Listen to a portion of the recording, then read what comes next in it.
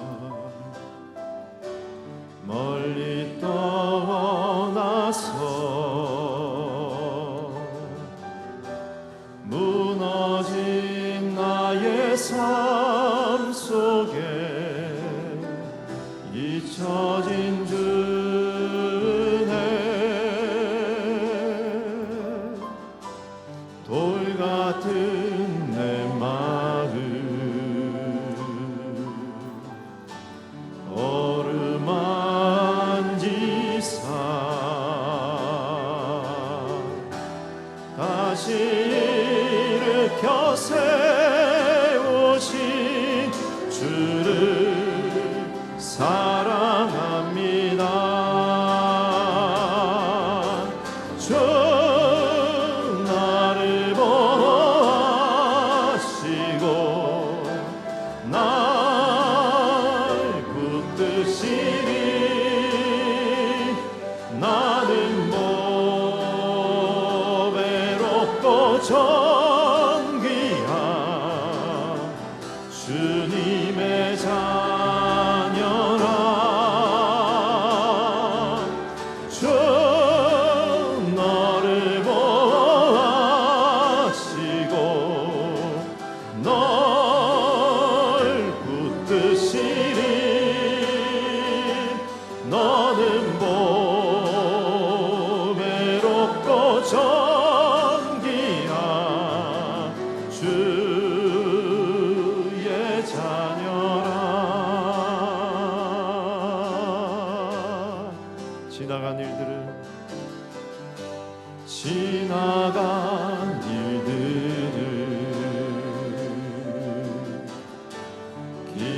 기억하지 않고 이전에 행한 모든 일 생각지 않으리. 사막의 강물과 길을 내시는 주, 내 안에 새 일 행하시 주만 바라보리라. 주 나를 보호하시고 날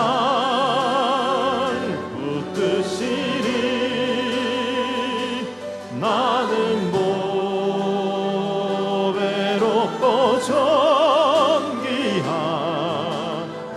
주님의 자녀라.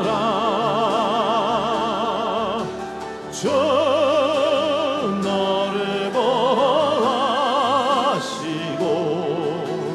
널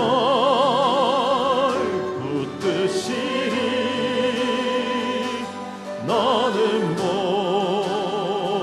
외롭고 존귀한 주의 자녀라. 주 나를 보호하시고 주 나를 보호하시고 날 붙드시니 나는 뭐 외롭고 존귀한 주님의 자녀라. 주 너를 보호하시고 널 붙드시니 너는 뭐 외롭고 존귀한 주의 자녀라.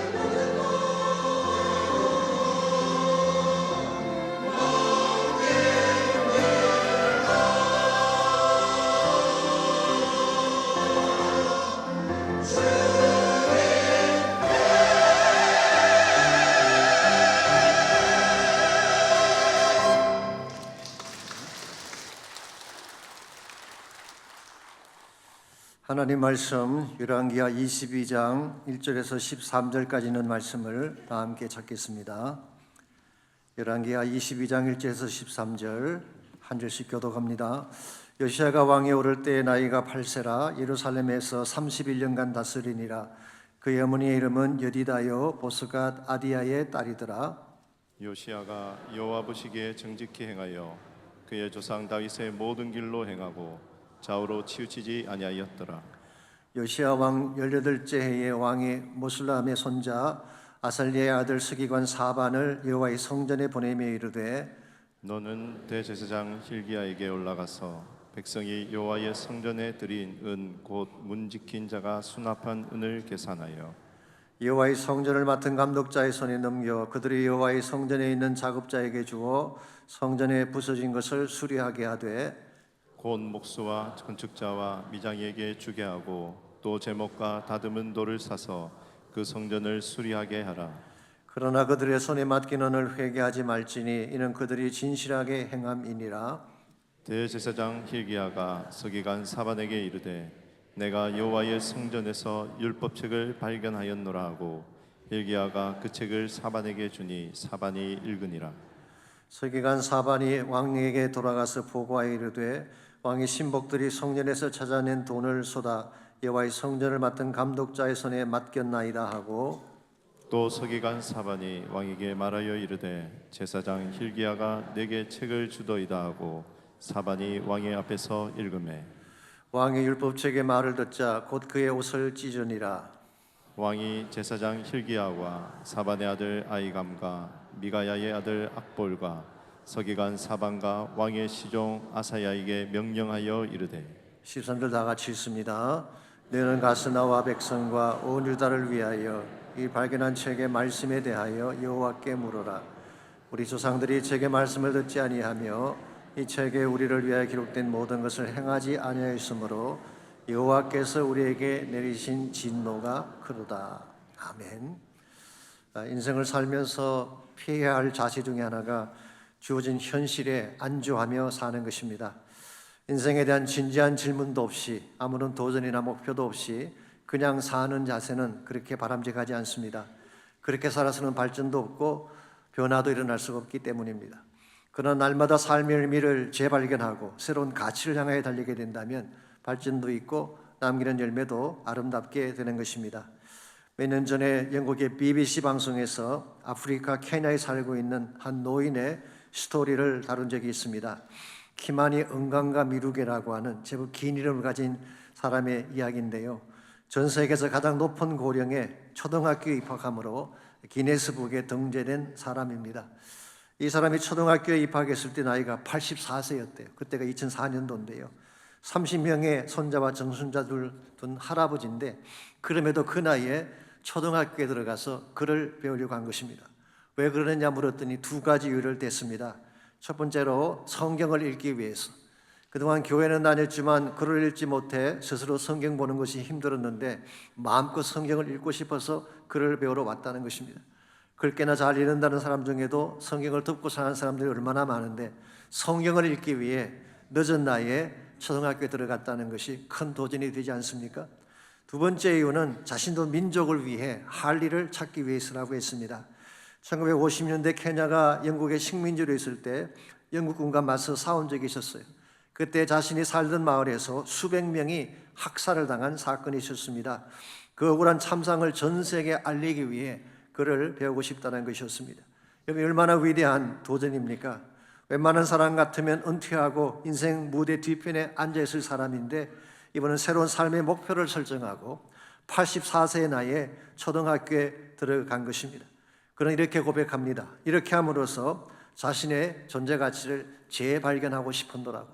실제로 그의 존재 가치를 드러낼 영화가 2010년도에 만들어졌습니다.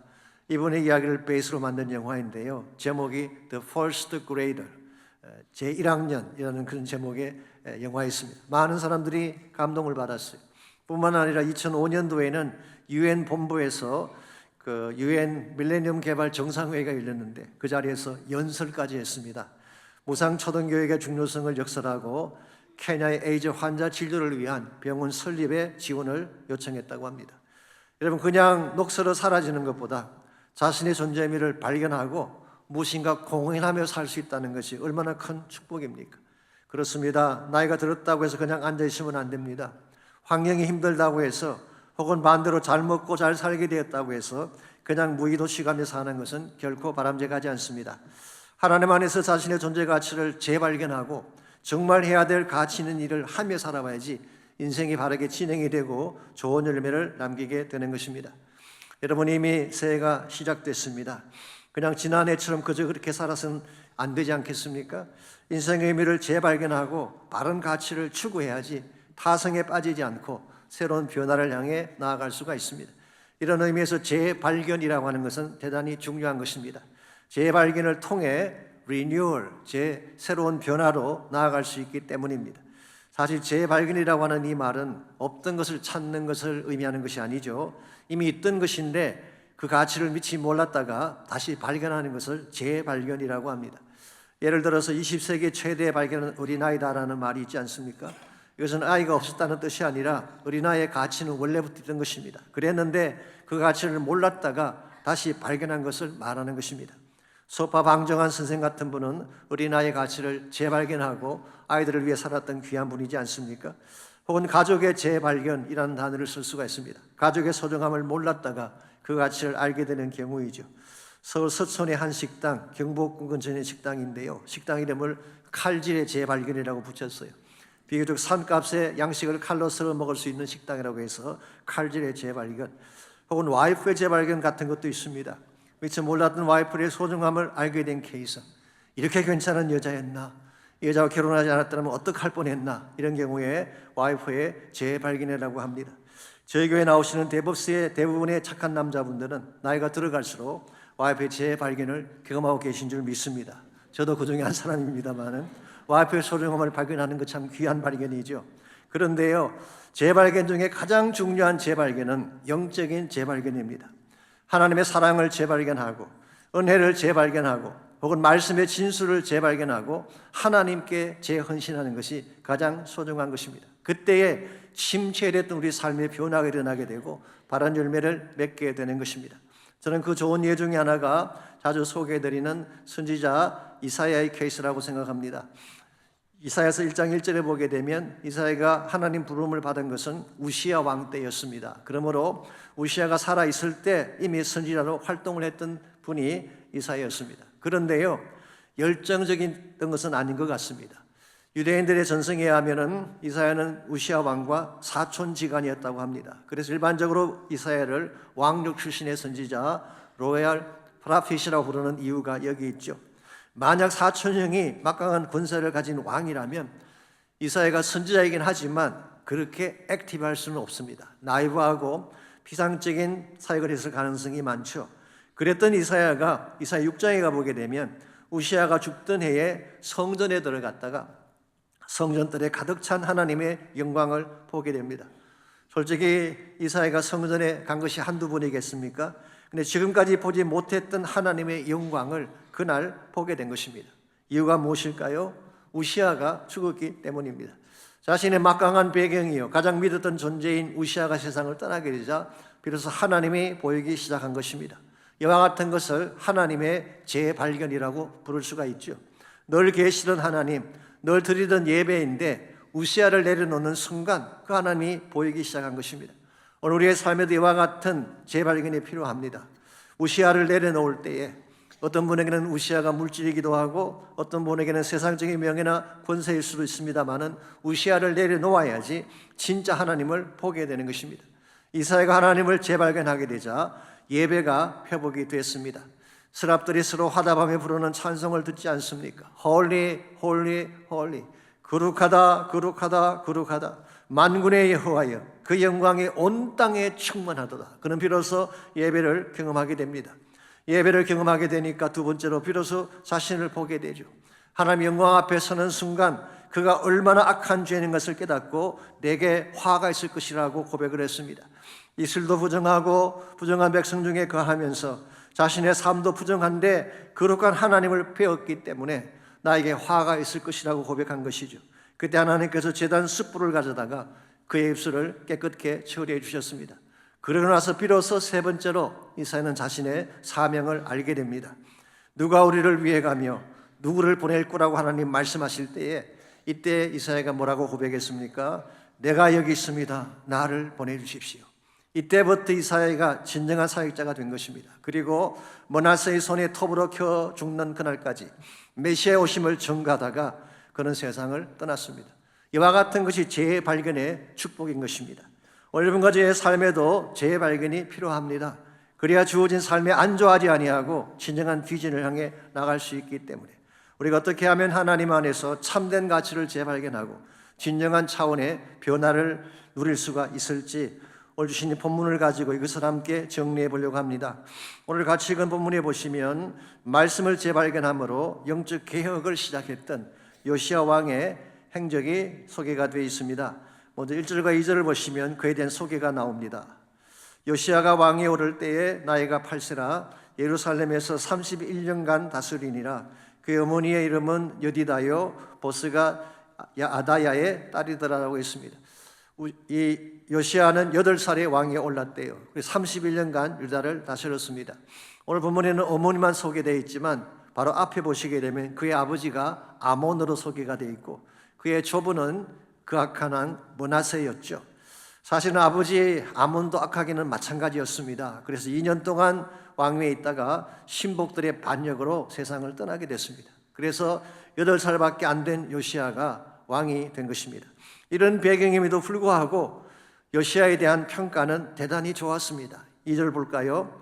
요시야가 여호와 보시기에 정직 행하여 그의 조상 다윗의 모든 길로 행하고 좌우로 치우치지 아니하였더라.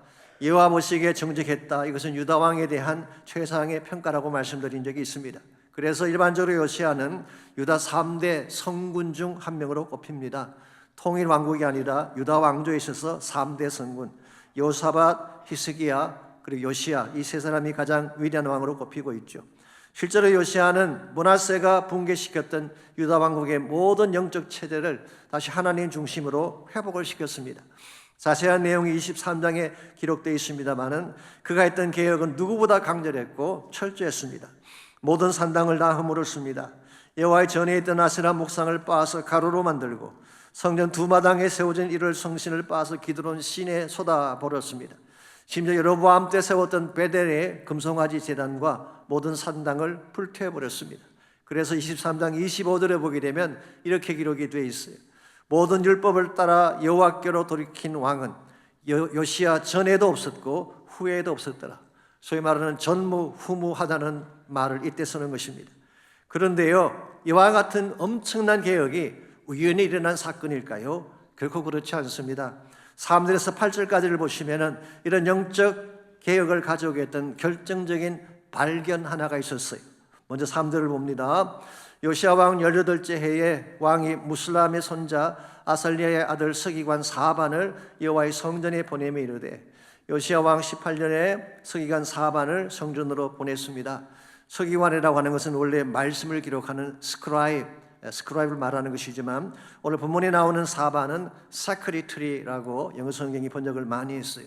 아마 왕의 비서실장 같은 그런 역할을 했던 것 같습니다. 자, 요시야가 이 사반을 대제사장 hilki야에게 보내서 성전을 다시 수리하도록 명령을 했습니다. 아마도 그동안 성전이 회파되었던 것 같습니다. 그래서 성전에 수납되어 있는 은을 다 계산해서 작업하는 사람들에게 직접 주어 성전을 수리하고 성전 공사를 행하게 한 것입니다. 그런데 이 과정에서 무엇이 발견되었나요? 8절을 보십시오. 대제사장 hilki야가 서기관 사반에게 이르되 내가 여호와의 성전에서 율법책을 발견하였노라 하고 hilki야가 그 책을 사반에게 주니 사반이 읽으니라. 여기 보시면 율법책이 나오죠. 이것은 모세오경을 말하는 것입니다. 어떤 성서학자는 이것을 신명기라고 주장하기도 하지만 소위 말하는 문서서를 주장하는 분들이죠. 그런데 히브리 말로 하토라라고 하는 단어는 일반적으로 모세오경을 지칭하는 것입니다. 참고로 말씀을 조금 더 드리자면 이때 성경은 오늘날의 성경과는 형태가 다릅니다. 가죽에 쓴 두루마리 형태, 스크롤이라고 부르는 것입니다. 신약 성경의 경우는 파피루스라고 해서 종이에 기록이 되었고 북 타입의 책으로 존재하고 있습니다만은 오늘 본문에서 발견된 율법책은 스크롤이에요. 가죽에 쓴 스크롤이었습니다. 두루마리였죠. 신명기 31장 26절 말씀에 하면은 이 두루마리는 언약궤 곁에 두고 수시로 읽도록 했다고 합니다. 그래서 제사장이 이것을 늘 읽으면서 말씀을 따라 살도록 규정한 것입니다. 그런데요, 역대하 34장 14절을 보니까 이 율법책이 헌금함 안에서 발견이 된 것입니다. 무리가 여호와의 전에 헌금한 돈을 꺼낼 때에 제사장 hil기야가 모세가 전한 여호와의 율법책을 발견하고라고 했어요. 아니, 원래 지성소한 언약궤 곁에 있어야 될 율법책이 어떻게 연보함 안에서 발견된 것일까요? 연보함이라고 하는 것은 그 당시 여인의 뜰에 세워져 있었습니다. 아시는 성전에는 여러 뜰이 있잖아요. 제사장의 뜰이 있고 이스라엘의 뜰, 이스라엘 남자가 들어가는 뜰입니다. 그리고 여인의 뜰이 있습니다. 그 여인의 뜰 바깥에는 이방인의 뜰이 있죠. 여인의 뜰이라고 하는 것은 누구나 액세스할 수 있는 그런 장소예요. 그래서 거기에다가 연보함을 세워두었는데 율법책이 그 안에서 발견이 된 것입니다. 어떻게 이런 일이 가능했을까요? 두 가지 설명이 있습니다. 첫 번째 설명은 그동안 율법책을 박대했기 때문이다. 아무렇게나 취급했기 때문에 지성소 안에 있어야 될 책이 여인의 뜰 안에 있는 돈 주머니에서 나온 것이다. 이것이 한 가지 해석 방법입니다. 두 번째 해석은 누군가가 일부러 그곳에 율법책을 숨겨둔 것이라고 해석하는 것입니다. 매튜 헨리 같은 주석가는 그렇게 보았어요.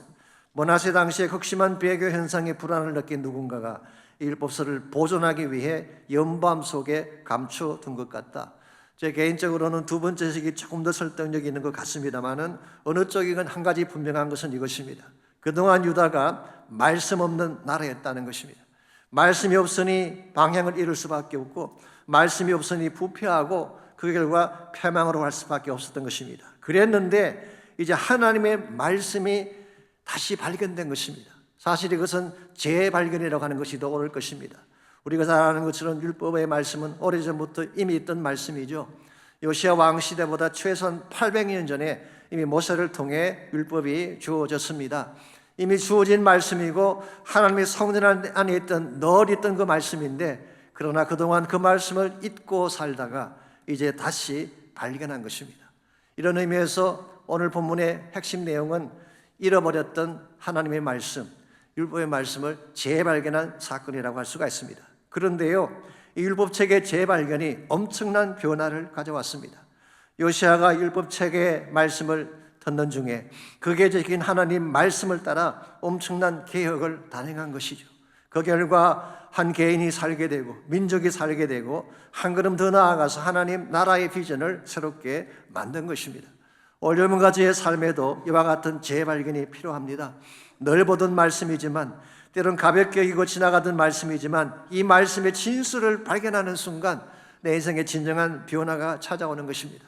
왜냐하면 말씀 안에는 하나님의 모든 지혜와 능력이 들어있기 때문입니다. 일찍 아브라함 링컨은 성경에 대해서 이런 말을 한 적이 있습니다. 성경은 하나님이 우리에게 주신 선물 중 최고의 선물임을 나는 믿는다.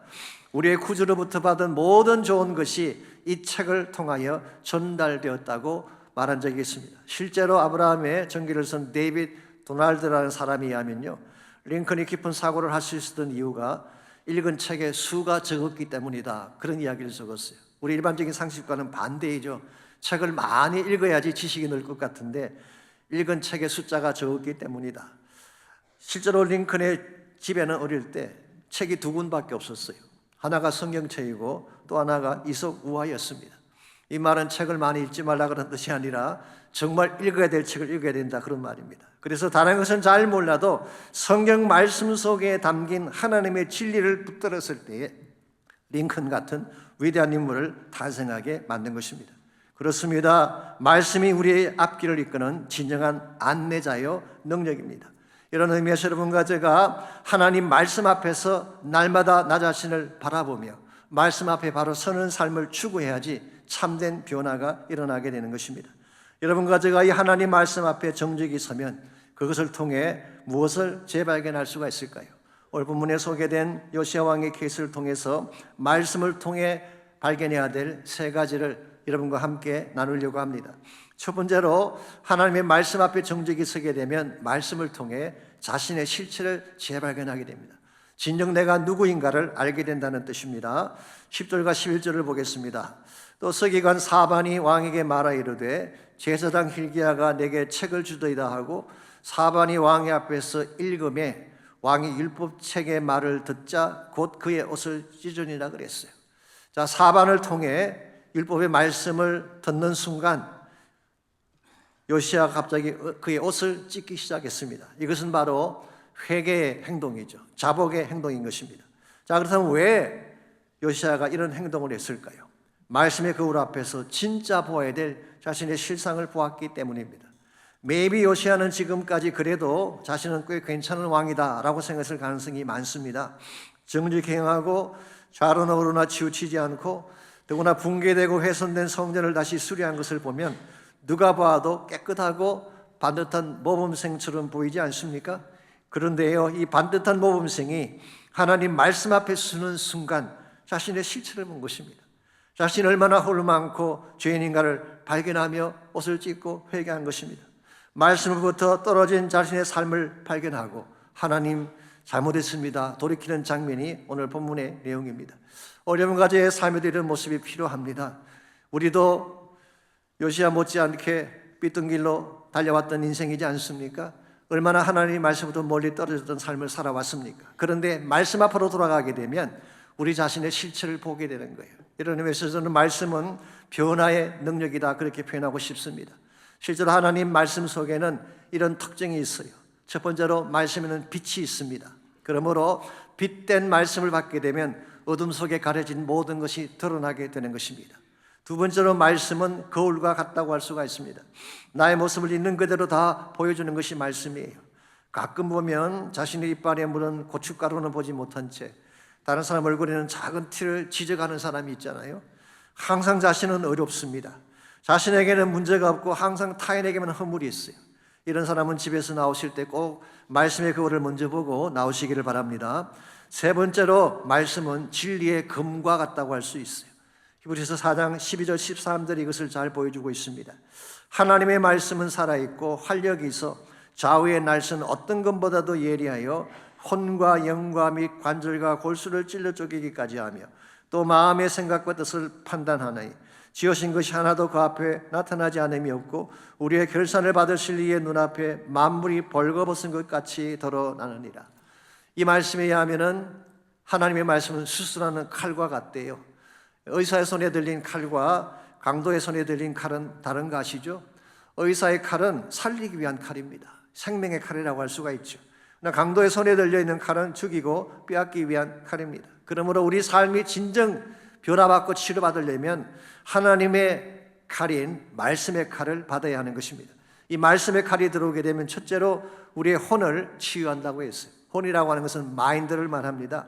헬라 원문에 보면 퍼수케, 수케, 여기서 나온 영어가 사이칼라지죠. 우리의 마음에 대한 모든 것들을 치유하는 것이 말씀의 능력이에요. 내 마음속에 있는 선뿌리와 디프레션과 아픈 마음들을 치유하는 기능이 말씀 속에 있습니다. 그런데 두 번째로 하나님 말씀은 영을 치유한다고 했어요. 뉴마입니다. 하나님과 단절된 어두움의 권세, 내 안에 있는 이 영의 문제를 말씀만이 치유할 수가 있습니다. 이것은 사이칼라지나 사이키아트리스트가 다룰 수가 없습니다. 하나님 말씀만이 심령 깊은 곳에 있는 영적인 문제를 처리하고 하나님과 관계를 회복시켜주는 것입니다. 뿐만 아니라 세 번째로 관절과 골수를 찔러 쪼갠다고 했죠. 이것은 우리 육체의 모든 부분을 고치신다 그런 뜻입니다. 하나님의 말씀은 우리의 혼도 치료하고 영도 치료할 뿐만 아니라 이번 우리의 육신마저도 아픈 것들을 도려내고 치유해 주시는 것입니다. 그 결과 우리의 마음과 뜻을 다 판단한다고 했어요. 이 말의 의미는 우리 내면의 실체를 보여준다 그런 뜻입니다. 제가 The Living Bible을 봤더니 이렇게 번역이 되어 있어요. Exposing us for what we really are. 우리가 진짜 누구인가를 expose하는 것, 드러내주는 것이 말씀이라고 표현했습니다. 그렇습니다. 하나님 말씀 앞에서는 그 무엇도 감출 수가 없어요. 그러므로 감추려 하지 말고 포장하고 위장하려고 하지 말고 자신의 실체를 인정하고 하나님의 치유를 구할 때 참된 용서가 주어지게 되고 진정한 회복이 일어나게 되는 것입니다. 어떤 술을 좋아하는 남편이 있었습니다. 술 먹고 들어오면 늘 아내에게 꾸중을 들어요. 당연하지 않겠습니까? 어느 날은 밤늦게 술을 먹고 조용히 뒷발꿈치를 들고 2층으로 올라갔습니다. 그리고 화장실에 들어가서 거울을 보니까 어디서 부딪혔는지 얼굴에 상처가 나 있었어요. 그래서 반창고 2개를 붙였습니다. 그리고 침실에 들어와서 조용히 아내 옆에 들어가서 잠을 잤어요. 깜짝같이 해내었다는 안도감에 회심의 미소를 지으며 잠을 잤습니다. 그런데 아침에 깨어보니까 아내분이 엄청나게 화가 나 계셨어요. 당신 어제 또 술 먹고 들어왔지? 그럽니다. 무슨 말이냐고 술 안 마셨다고 시침을 뗐더니 아내가 말하기를, 아니 그럼 화장실 거울에다 반창고는 누가 붙여놓은 거냐고. 아마 술김에 거울에 비친 자기 얼굴이라고 반창고를 거기에 붙인 것 같습니다. 여러분, 인간이 인간을 속이는 것도 이렇게 힘이 드는데 어떻게 하나님 앞에서 내 모습을 속일 수가 있겠습니까? 감춘다고 그것이 없어지겠습니까? 그러므로 오히려 정직하게 나 자신을 고백하고 용서를 구할 때에 하나님의 은혜가 임하고 치유가 임하는 것입니다. 이 사실을 누구나 잘 아는 다윗은 시편 51편 6절과 10절에서 이런 고백을 했습니다. 우슬초로 나를 정결케 하십시오. 내가 증할 것입니다. 나의 죄를 씻어주셔서 내가 눈보다 희리이다. 하나님이 내 속에 정한 마음을 창조하시고 내 안에 정직한 영을 새롭게 해주십시오. 내 안에는 죄악이 너무 많은데 우슬초로 나의 죄를 씻어주십시오. 나를 깨끗게 정결하게 해주십시오. 그리고 내 마음을 새롭게 창조하시되 정직한 영을 새롭게 달라는 기도를 드렸어요. 이 기도가 하나님께 상달되어지고 그는 드디어 죄악의 수렁에서 끌어올림 받고 회복이 일어나게 된 것입니다.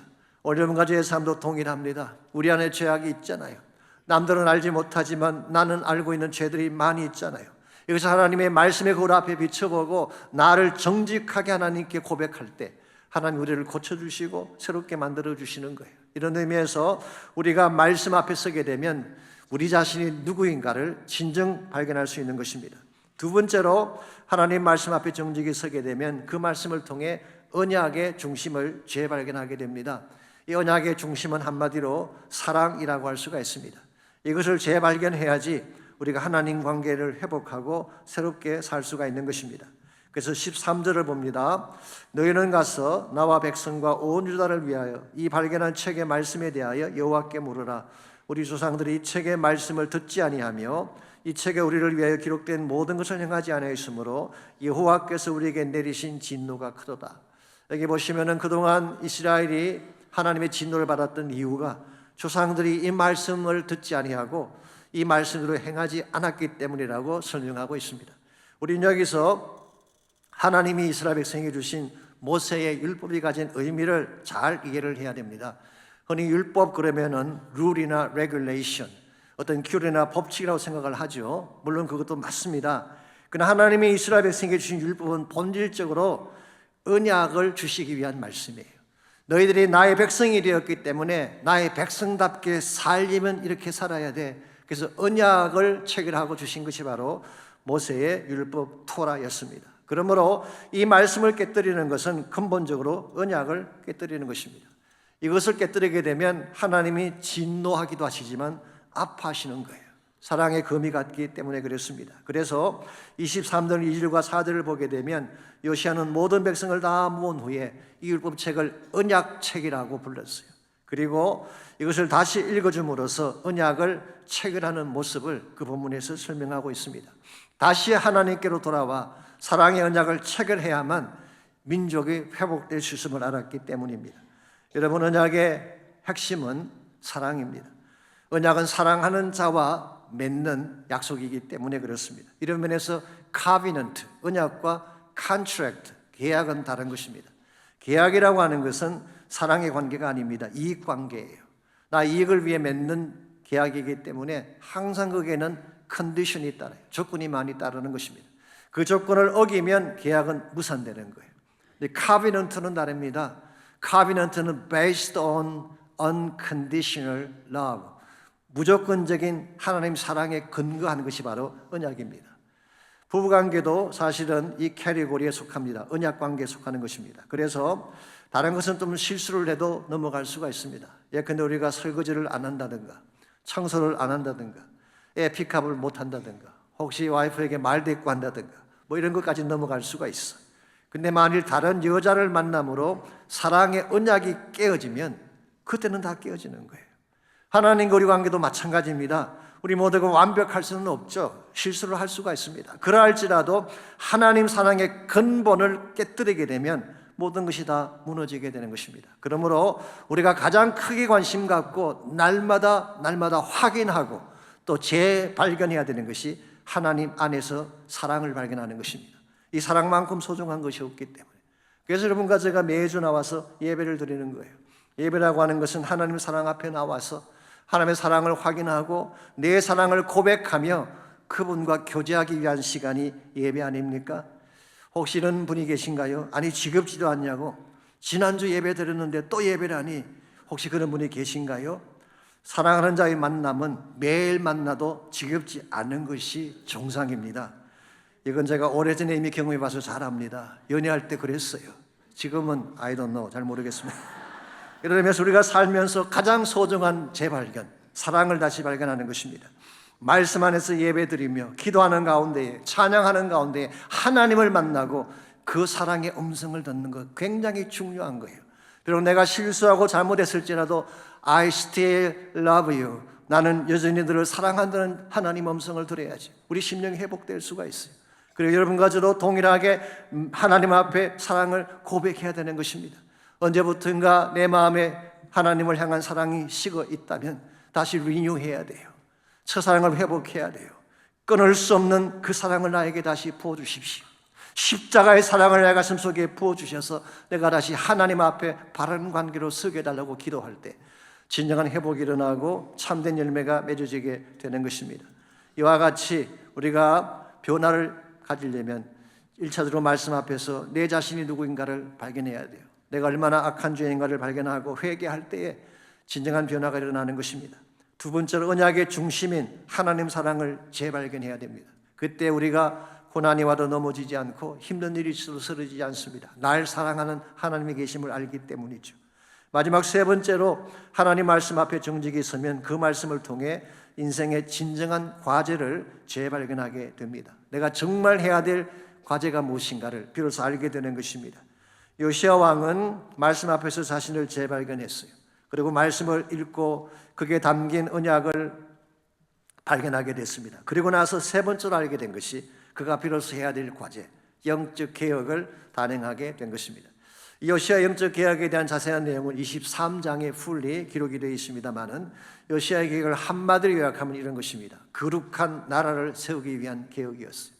하나님의 거룩한 킹덤을 세우기 위한 것이 요시야의 최대 과제였습니다. 그렇기 때문에 그는 하나님 나라에 합당하지 않은 모든 것을 제거한 것이죠. 우상을 제거하고 산당을 제거하고 성소에 가득 차 있던 모든 더러운 것들을 다 제거했어요.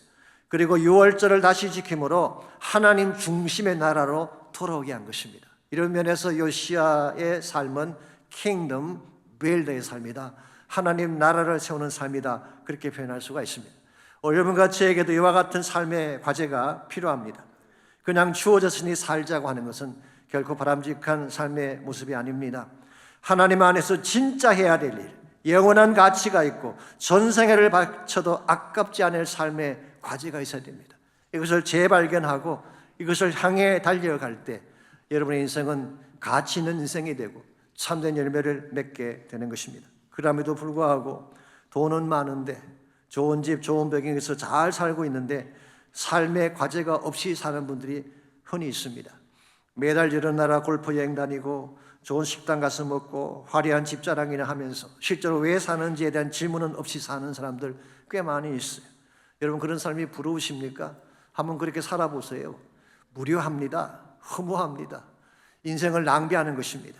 저는 그와 같은 것을 성공이라고 말하고 싶지 않습니다. 진정한 성공은 하나님 안에서 해야 될 바른 일을 찾는 거예요.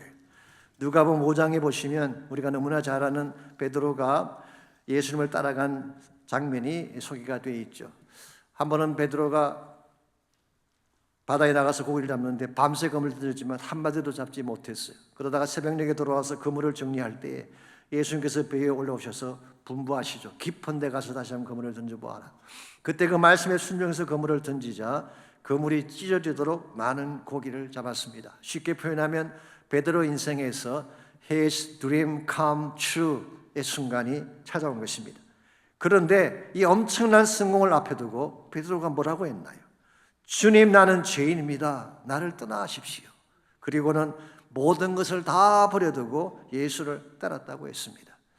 그 모든 것 속에는 그가 지금까지 살아왔던 배와 그물 포함되어 있을 것입니다. 그리고 그날 잡았던 엄청난 고기도 포함되어 있을 것입니다. 우리 이 대목에서 한번 생각해 볼 것이 있습니다. 만일 그날 새벽에 베드로가 주님을 따르지 않고 그 모든 잡은 고기를 가지고 집으로 돌아갔더라면 어땠을까요? 아마도 베드로는 그저 예수 만나 돈을 많이 번 인물 정도로 평가될 것입니다. 혹은 성공한 크리스찬 기업가 정도로 평가되고 끝날 것입니다. 그런데 그는 모든 것을 버리고 예수님을 따랐어요. 왜 그랬을까요? 자신의 모든 것을 바쳐도 아깝지 아니할 인생의 진정한 과제를 발견했기 때문입니다. 그것이 바로 복음이고 그것이 하나님의 나라였습니다. 여러분과 저에게도 이와 같은 삶의 과제를 발견하는 것 중요합니다. 그저 교회만 다닌다고 제자가 되는 것은 아닙니다. 나의 삶이 그리스도를 따를 때 참 제자가 되는 거예요. 그때 진정한 변화가 일어나고 참된 열매가 맺혀지게 되는 것입니다. 우리가 너무나 잘 아는 선교사님 중에 짐 엘리엇이라고 하는 선교사님이 계셨죠. 우리에게는 창끝, The End of Spear라고 하는 영화로 더 잘 알려있기도 합니다만은 이분은 정말 브릴리언트한 청년이었습니다. 잘생기고 장래가 촉망되는 사람이었어요. 웨튼 칼리지를 졸업할 때 수석으로 졸업을 하고 교수 요원으로 지목된 사람이었다고 합니다. 그럼에도 불구하고 그는 에콰도르에 있는 아우카 족속을 위해 밀림으로 들어갔어요. 아우카 족속은 가장 잔인한 족속으로 알려져 있고 한 번도 복음이 들어가 본 적이 없는 지역입니다. 그러나 그는 복음을 들고 들어간 그날 그들이 던진 창에 맞아 세상을 떠나게 되죠. 1956년 1월 8일 28살의 나이로 세상을 떠나고 말았습니다. 네 분이 세상을 떠난 후에 그가 20세 되던 생일날 적어놓았던 일기장이 발견이 됐어요. 이런 내용이 기록되어 있었습니다. 주님, 저로 하여금 성공하게 하옵소서. 그러나 제가 바라는 성공은 높은 자리에 오름이 아니라 제 삶이 하나님의 가치를 드러내는 전시품이 되는 것입니다. 나의 삶이 하나님이 누군가를 보여주는, 하나님의 사랑이 무엇인가를 보여주는, 십자가 복음이 무엇인가를 보여주는 전시품이 되게 하는 것, 그는 이것을 성공이라고 말했어요. 여러분, 하나님을 보여주는 삶, 이보다 더 아름다운 삶이 어디 있겠어요? 복음을 보여주는 삶, 이거보다 더 존귀한 삶이 어디 있겠어요? 세상이 갖지 못한 참된 비전을 가슴에 안고 하나님 나라의 비전을 보여주는 삶보다 더 위대한 삶이 어디 있겠습니까? 오늘 여러분 무엇을 향해 지금도 열심히 달려가고 있는지요? 혹시라도 타성에 젖어서 목적 없이 그냥 달리는 분이 계신다면 오늘 이 아침 하나님을 재발견하시기 바랍니다. 그분 안에 있는 진정한 하나님의 뜻과 목적을 재발견하시기를 바랍니다. 그리고 무엇보다도 하나님의 사랑을 재발견하고 날 위해 죽으신 그 하나님의 사랑 앞에 감격된 모습으로 나도 주님을 사랑합니다, 주의 사랑을 이루기 위해 나의 삶을 드리겠다는 고백, 그런 결단을 할 수 있기를 바랍니다. 말씀의 거울 앞에 여러분 자신을 이 아침 비춰보시기 바랍니다. 내가 누군가를 정확하게 비춰보고 정리할 것은 정리하고 회개할 것은 회개하고 다시 주의 부르심 앞에 순종해야지 우리가 바른 인생길을 살아갈 수가 있습니다. 우리 함께 기도하기를 원합니다. 하나님, 말씀의 거울을 통해 나를 보게 해주십시오. 내 안에 있는 모든 더러움과 죄악들을 예수님의 십자가 보혈로 깨끗하게 하시고 새 사람 되게 해달라고 기도하시기를 바랍니다. 하나님 사랑을 알게 해달라고 기도하십시오. 십자가에 달리신 주님의 사랑, 멈출 수 없는 하나님의 사랑을 깨닫게 해주셔서 나도 그 사랑을 가슴에 안고 주의 나라 비전 향해 달려가게 하옵소서. 기도할 수 있기를 바랍니다. 우리 다 같이 한 목소리로 함께 헌신하며 기도하겠습니다. 주님 감사합니다. 우리를 사랑해 주시고 우리에게 하나님의 아름다운 복음을 심어주신 것을 감사합니다. 내가 살아가야 될 이유를 알게 하시고 내 존재의 가치를 알게 하신 것을 감사합니다. 그저 왔다 사라지는 인생 되지 않게 하옵소서. 주의 나라 복음 깨닫게 하시고 그 비전을 향해 달려갈 수 있는 참된 가치가 있는 삶을 살아갈 수 있도록 우리 모두를 축복하여 주옵소서. 혹시라도 우리가 그동안 식었던 마음을 가진 자가 있다면, 내 마음속에 하나님의 사랑이 식은 가운데 있다면 주여 그 사랑 다시 회복하여 주시기를 원합니다. 멈출 수 없는 주의 사랑에 내 가슴을 지배하게 하여 주시고 그 사랑에 나의 마음을 바꾸어 주셔서 진정 하나님 영광을 위해 주의 나라를 위해 달려갈 수 있는 우리 모두 되게 하여 주시옵소서.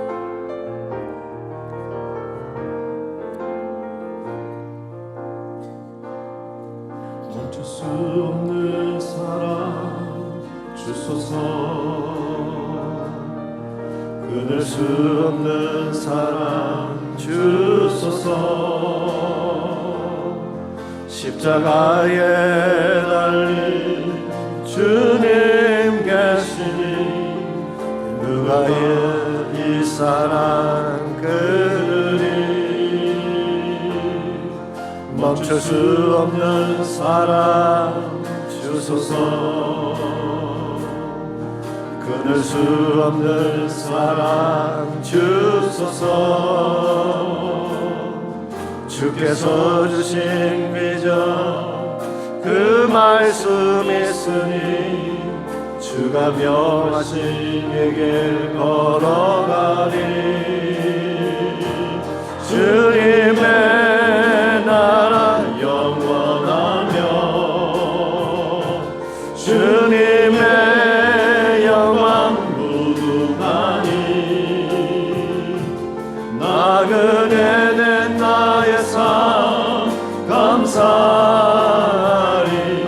많은 나의 주님을 찬양해. 멈출 수 없는 사랑 내게 주소서. 아버지의 눈물 그 사랑을 끊을 수 없는 사랑 내게 주소서. 십자가에 달린 그 사랑. 우리 다 일어나서 다시 한번 고백합니다. 멈출 수 없는 사랑. 멈출 수 없는 사랑 주소서. 끊을 수 없는 사랑 주소서. 십자가에 달린 주님 계시니 누가 이 사랑 끊으리. 멈출 수 없는 사랑 주소서. 끊을 수 없는 사랑 주소서. 주께서 주신 비전 그 말씀 있으니 주가 명하신 길 걸어가리. 주님의 나라 영원하며 주님의 영광 무궁하니 나그네 된 나의 삶 감사하리. 마음 나의 주님을 찬양해.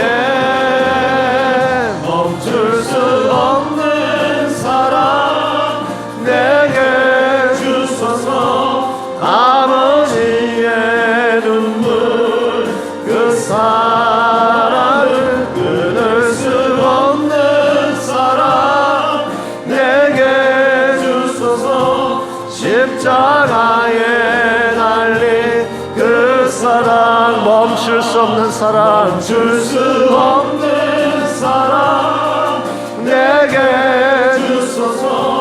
아버지의 눈물 그 사랑을 끊을 수 없는 사랑 내게 주소서. 십자가에 달린 그 사랑.